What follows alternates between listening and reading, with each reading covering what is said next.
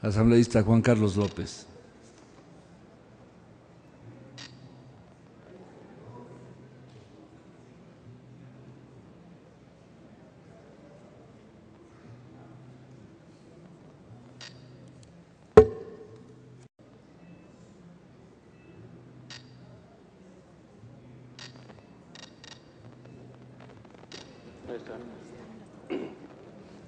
Señor presidente, compañeros, compañeras, muy buenas tardes. Estoy desocupado.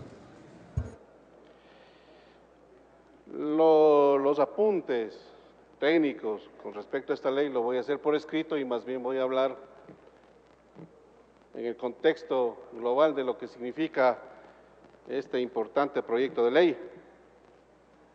Primero, razonar por qué existen los migrantes en nuestro país. Porque simplemente las condiciones de trabajo no las hay para todos nuestros hermanos ecuatorianos y se ven obligados a salir fuera del país. Y entonces, por eso hago la siguiente reflexión. La Transparencia Internacional le ubica al Ecuador en el puesto 146 de 180 países más corruptos del mundo. Y existen, en el año 2009 que fue tomada esta muestra, en ese año 2.320 actos de corrupción en 23 servicios públicos en el Ecuador. Y en ese año se fueron 533 millones de dólares anuales que se pagaron en sobornos. Eso sumado a que en nuestro país, como dijo Vicente Fox, expresidente mexicano, que cuando se toma todos los poderes, se concentra todos los poderes y se evita la fiscalización en un país, la corrupción crece y por lo tanto, en ese sentido podemos hablar que millones de dólares en nuestro país se están despilfarrando por actos de corrupción que no son controlados lamentablemente por la Asamblea Nacional. Entonces mi pregunta es, ¿estaremos haciendo lo posible para evitar que nuestros hermanos ecuatorianos se vayan fuera del país o puedan venir a nuestro país si las condiciones económicas, macroeconómicas de nuestro país no son las adecuadas? Porque estamos ahora viviendo simplemente una burbuja económica dependiente totalmente del petróleo y el momento que baje el barril del petróleo, pues las condiciones para nuestro país serán muy críticas, muy graves y por lo tanto, en definitiva, el papel dice una cosa, pero los hechos lamentablemente lo dicen otra cosa. No estamos manejando las cosas como debemos manejar y más aún, cuando decimos con mucho cariño para nuestros hermanos que están en el exterior, que el segundo rubro de ingresos al Ecuador, después del petróleo, es los dineros del migrante. De 3.200 millones de dólares han bajado por situaciones que se han dado, ya lo dijo un colega anterior, que el 61%, por ejemplo, de nuestros hermanos que se encuentran en España ya están sin trabajo. Entonces, de 3.000 millones de dólares aproximadamente bajó a 1.650 millones de dólares que están ingresando a nuestro país y muchos hermanos pues quedaron en la indefensión en los Estados Unidos y en España, etcétera, etcétera.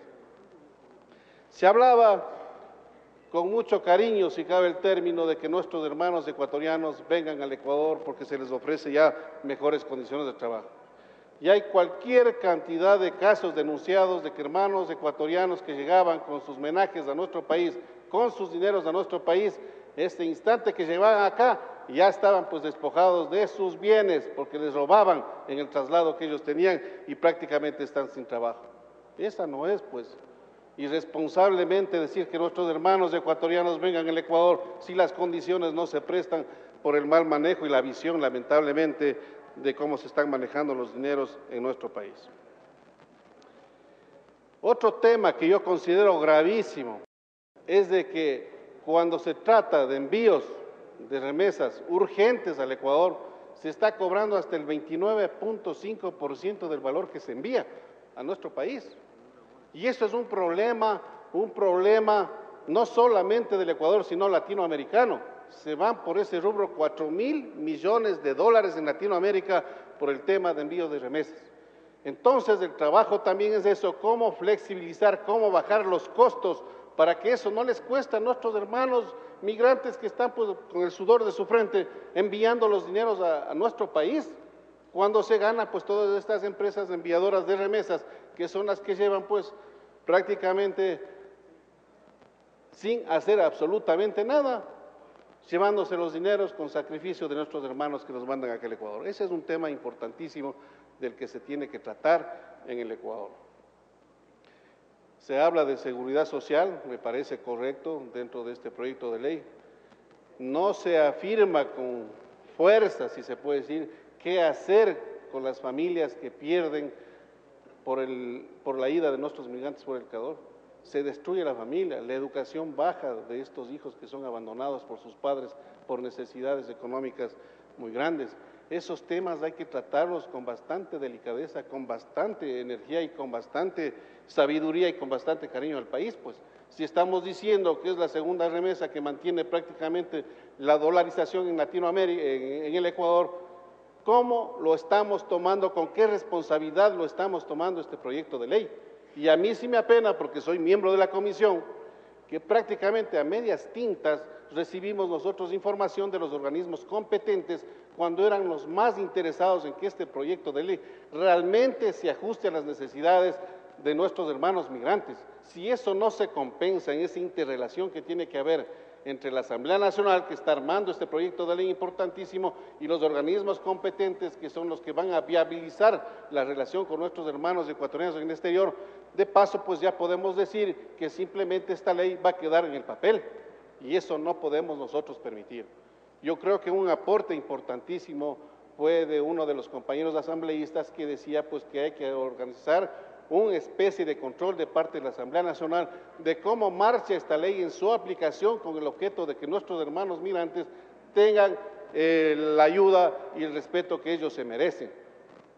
Eso es lo que yo quería decir, señor presidente. Lo demás tengo ya anotado, lo he hecho por escrito, y decirles pues a nuestros hermanos, a las familias de los migrantes, que realmente la Asamblea Nacional este tema tiene que tomarle con la responsabilidad que se merece el caso. Muchas gracias.